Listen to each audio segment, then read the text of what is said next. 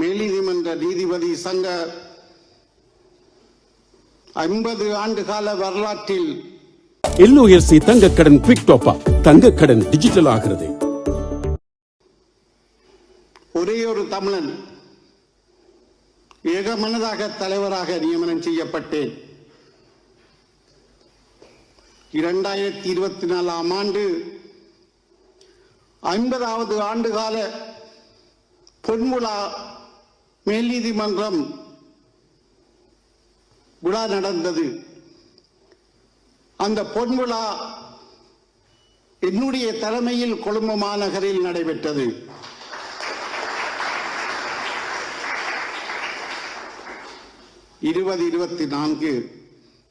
September மாதம் 21ஆம் தேதி ஆட்சியாளர் ஜனாதிபதி பதவியை பெற்றுக்கொண்டார்.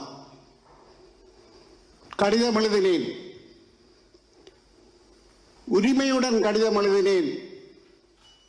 மேல் நீதிமன்ற நீதிபதி சங்க தலைவராக எனது நிறைவேற்று குழு உங்களை சந்திக்க விரும்புகிறது என கடிதம் எழுதினேன்.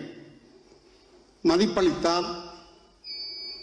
கார்த்திகை மாதம் 28ஆம் தேதி 2024 எங்களுக்கு சந்திக்குமாறு அழைப்பு விடுக்கப்பட்டது. எனது தலைமையில் 10 நீதிபதிகள் கலந்து கொண்டோம். ஆட்சியாளரை ஜனாதிபதி செயலகத்தில் சந்தித்தோம். நான் ஒருவர்தான் தமிழன். என்னுடன் வந்த சிங்கள சகோதரர்கள், உனது ஓய்வு சம்பந்தமாக நீ கதைக்க வேண்டாம், நாங்கள் கதைக்கிறோம் என கூறி 61 வயசு தை மாதம் 20ஆம் தேதி 2025 வரப்போகின்றது. மொத்தமாக 90 நீதிபதிகள் இருக்கின்றார்கள். அதில் முதலாவது இடத்தில் நீதிபதி இளஞ்செழியன் இருக்கின்றார். நீதிமன்ற லீவ் வருகின்றது, கிறிஸ்துமஸ் லீவு வருகின்றது, புதுவருட லீவு வருகின்றது. எனவே அவருடைய நியமனத்தை ஞாபகப்படுத்தி ஜனாதிபதிக்கு தெரிவித்தார்கள். என்னுடன் மீண்டு படம் எடுத்தார். படங்கள் தற்சமயமும் என்னிடம் இருக்கின்றன. ஜனாதிபதியா வந்தவரை முதலாக சந்தித்த நீதிபதியும் நான் தான். சந்தோஷமாக கதைத்தார். ஆனால் தை மாதம் 12ஆம் தேதி மேன்முறையீட்டு நீதிமன்றத்தில் இருந்து 4 நீதிபதிகள் உயர் நீதிமன்றம் நியமனம் பெற்றார்கள்.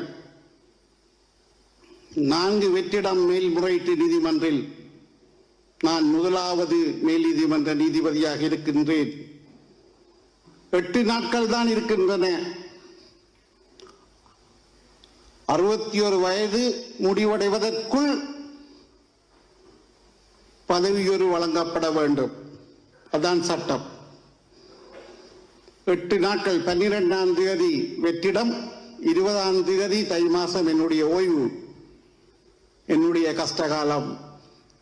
13ஆம் தேதி ஜனாதிபதி தோழர் அனுரகுமார திசாநாயக்க சீனா சென்றார். 18ஆம் தேதி சனிக்கிழமை வந்தார். 19ஆம் தேதி ஞாயிற்றுக்கிழமை, 20ஆம் தேதி காலை நான் நீதிமன்றத்தை விட்டு வெளியேறினேன். எனக்கு பதவி உயர்வு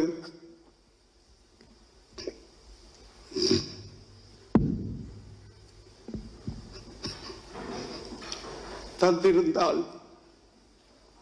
இன்னும் 4 ஆண்டுகள், 2 ஆண்டுகள் மேன்முறையீட்டு நீதிமன்றம், 2 ஆண்டுகள் உயர் நீதிமன்றம்.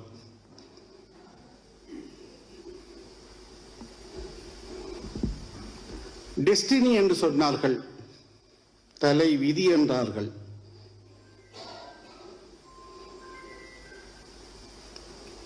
நீதிமன்றத்தை விட்டு வெளியேறிவிட்டேன்.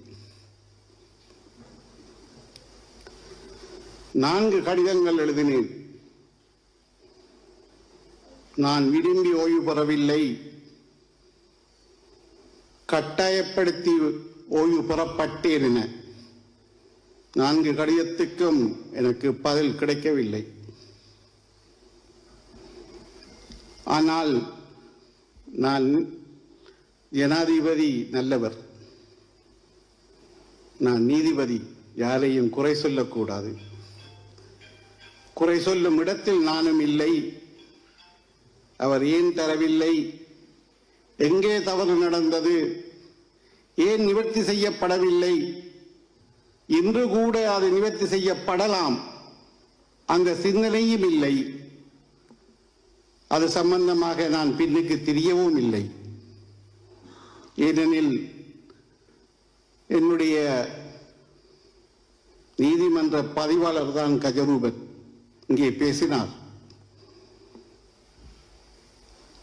நீதி, நியாயம், சட்டம், நீதிமன்றம், இந்த 4 தான் நான் வாழ்க்கையிலே தலை குனிந்தேனே ஒழிய ஒரு ஒன்றுக்கும் நான் தலை குனிந்ததாக வரலாறும் இல்லை. அப்படிப்பட்ட ஒரு வரலாறு எழுதப்படவும் கூடாது. பலர் சொன்னார்கள் போய்க்கதை. சட்ட ரீதியாக எனக்கு தர வேண்டிய உரிமையை கேட்டேன், உரிமை மறுக்கப்பட்டது, அவ்வளவுதான். ஆனால் யாரிலையும் நான் குறை சொல்ல இல்லை. நீதித்துறை புனிதமானது, எனது நீதித்துறை புனிதமானது.